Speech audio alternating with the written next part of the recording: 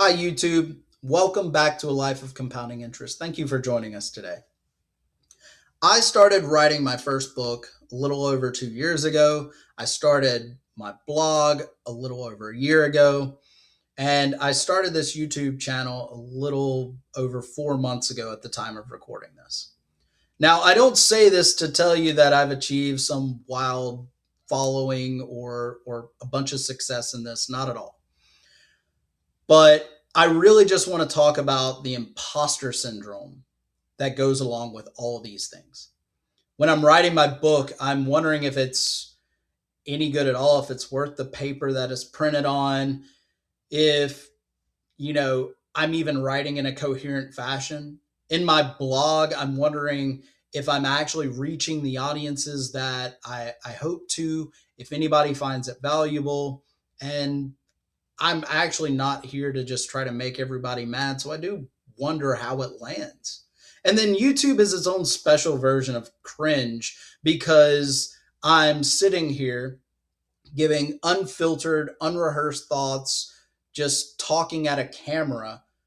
And, it's really tough in those beginning phases because you put it out there and it's not like you get a lot of answer or validation back from YouTube. But all of those pieces of the imposter syndrome, I can generally get over. I'm not exactly shy. I'm pretty convicted about most of the things that I talk about. But the piece of imposter syndrome that really does gnaw at me just a little bit, if I'm asking myself the question, which is most of the time, and I've had other people kind of ask in reference to their work as well, and it's what qualifies me to do this? What qualifies me to give advice? I haven't gotten rich or anything like that. I'm not going to say that I'm perfect in relationships, which I talk a lot about. And yeah, what qualifies me to talk about it? And anytime that starts to step in, what I have to remind myself of and sometimes other people is I'm not giving advice. It may sound like it, it may be structured like it at times, but I'm actually not here to give advice because growing up, whether it was my younger siblings, other young people in my life, people that I managed at work, or kids really drive this home. But in all those experiences, I learned that nobody actually wants your advice. Nobody wants your input to help guide their decisions. They don't want you to make the decision for them. What they're actually looking for is validation, reassurance that they're doing the right thing or they're on the right path. Sometimes it might just be the first step to start thinking about the solution to a problem. And that's really what I want to get at, that first step. Reassuring people that they are not behind, that they're not doing things wrong. What I'm here trying to deliver is just simply my experiences. And what qualifies me, I think, to talk about these experiences is that I went from the bottom 20% to the top 20%. I'm not talking about 5% or 1%. I'm not talking about being rich, but I can tell you that I was well below average for a majority of my life in almost every respect. And I moved to the average and above. Whether it was income, whether it's relationship success, whether it's career, all of those things, the odds were more or less stacked against me. I've said it numerous times that statistically speaking, I was more likely to end up in jail than I was with a career in a house in the suburbs and a successful marriage. So I think that's the piece that I'm looking to just share my experience with because what I have found has gotten me from that bottom 20% to the top 20% is a systematic process and a way of thinking that more or less just kept me moving forward and not stuck or moving backwards. That's the piece. Because I can tell you that there were numerous times in my life that I had the chance and I even took it at times because I'm not perfect. When I took the easy way, the dishonest way, the lazy way, trying to get a little bit more out of the situation I was in, and it didn't work out well. It never worked out well. And I've watched other people do that too. They tried to take the easy way out and it didn't work out well. And a lot of it was tied to just misplaced ambition. I want the money and I don't want the steps to get there the proper ways.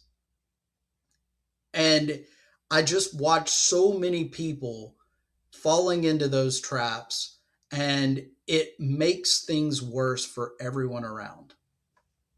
I wrote an article a while back that the one question that I continuously ask myself if something is morally right or wrong is, if everyone did this exact same thing right now, would the world be a better or worse place?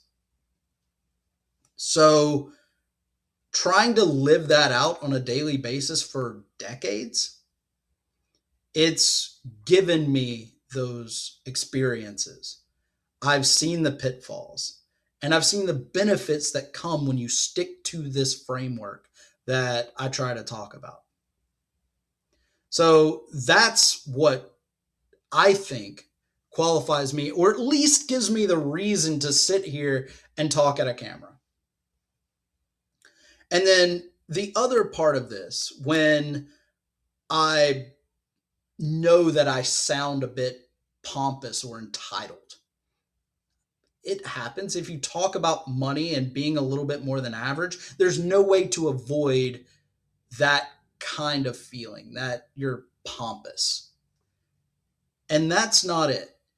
That tone that I think anybody can do it actually comes from a place of belief in the people that I'm talking to. I do believe that most people, if they follow certain frameworks and they act in an upright manner, that they can become average by every metric, if not better. And I do believe that so much good can be found in that average bracket, that we can live good, impactful, meaningful lives with average income, with average situations. And it all comes down to how we treat our daily decisions and the mental framework that we view everything around us. So it's not pompous. It really does come from a good place of believing in the people that I'm trying to reach and I'm trying to talk to. So, as cringe as all of this feels every single time I hit record, as much as I question if I'm qualified to even open my mouth or write some stuff down about these things, I remind myself that I'm not giving advice, I'm sharing experiences. And I do genuinely hope that they help somebody, anybody. Those are the things that keep me going. Just a comment from friends or people that have seen, read, or listened to the content said, "Hey, that was actually a really good idea. I hadn't thought about it that way before. I might try that." Those kind of things are what make the imposter syndrome go away. And it's not at mass, it's individuals. So I don't know. I've ranted and raved for a while about this. And I just want to say, if you've stayed on this long, thank you so much for being here. I do hope that you get some value out of the content that I'm producing. If you do want to support the channel, you can like, subscribe, leave a comment below. Or if you want to support monetarily, I don't have a Patreon or anything like that. Just buy a book and get something out of it and give me some feedback. put that feedback in, whether it's a review, whether it's a comment on a video. That's the kind of thing that I'm in this for right now, is I want that feedback, and I want really just any kind of signal back, which I know is a lot to ask from a YouTube channel. So until next time, I really am wishing everyone the best. Thank you so much for staying this long. And until next time, I hope you take care.